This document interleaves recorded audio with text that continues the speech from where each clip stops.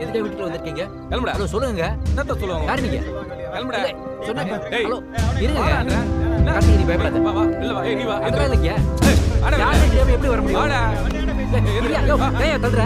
போடா. கார்த்திக், ஏய் பயப்படுறேன்ல.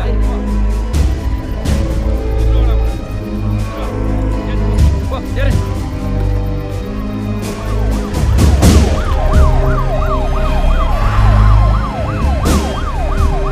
என் வாழ்க்கை எங்கேயோ ஆரம்பிச்சு எங்கெங்கே இல்லாமோ என் கண்ட்ரோலே இல்லாமல் ஓடிக்கிட்டு இருக்கு.